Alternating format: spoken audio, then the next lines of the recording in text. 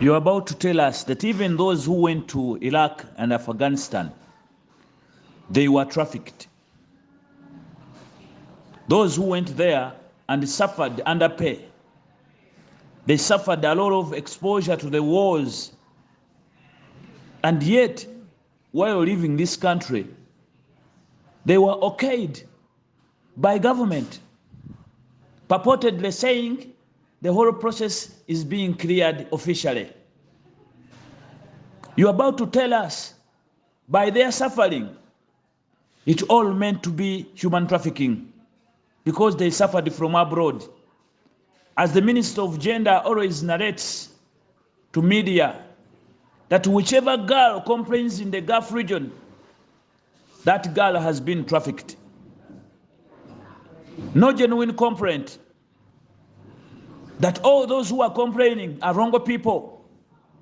They are trafficked to those areas that for them, they have done what they have to do as the ministry.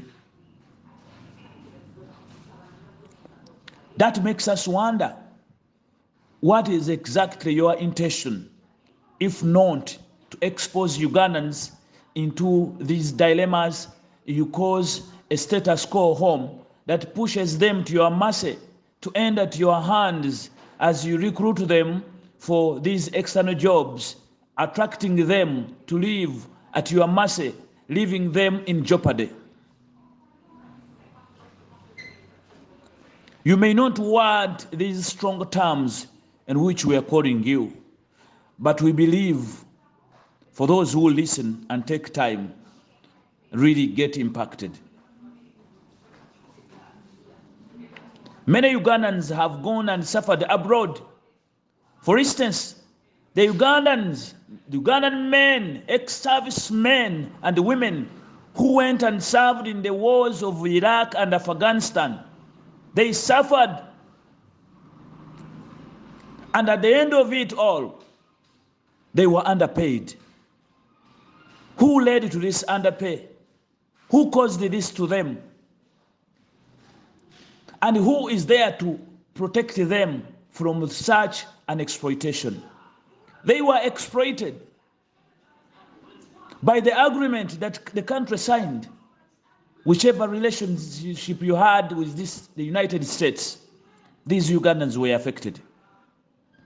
They return home having no single package, no return and reintegration package. Most of them are dying in villages, aging, suffering as if they have never actually, you want to still count that as human trafficking. Because the word came up, human trafficking, whoever complains was trafficked. You don't even question how the trafficked came to be and what pushed the traffic to be. Do you even differentiate between the one who was trafficked and the one who left by a licensed mean? Do we have a difference? If at all those who are living through legal means are actually more suffering than those who are trafficked, what do you mean by saying whoever complains is trafficked? We are asking the ministry in charge. Our calling is to embrace order. What if those who left for Afghanistan and Iraq, what if those who are living for Saudi Arabia and yet to Qatar live through a social mean, a social orderliness, embrace a social order, live through a common database or left through a common database? How would you not know they are suffering? How would you not be able to follow up on whatever that was cheated on them?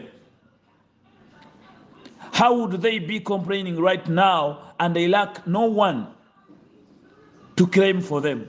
And yet, even the little they earned out of that underpay they got from Iraq and Afghanistan or Somalia, that underpay was always taxed to enter Uganda. It was not remitted to Rwanda. It was never remitted to Congo. It was coming to Uganda. But after that hardship, look at how they are. Do you even know where they are? Do you know even their number? Or you cast them into a state of nature where nobody is accountable, where you can have a scapegoat to say you are not concerned, they are lying, those are not known, and you leave them as such. Bachitawe have just woken up to start embracing their freedom to associate after suffering. Can you imagine? How do you ensure justice for such Ugandans who enormously get exploited at your hands as a government? Are we going to continue like this? These are the questions we are asking. You get very quick to respond on people who have embezzled the funds here in this country. Very quickly, you find a quick statement to defend the embezzlers. But you cannot stand to quickly respond to the injustices committed on two Ugandans who are leaving this country and those returning in dilemma, those who are returning limping, lost organs. You have no time to respond to such.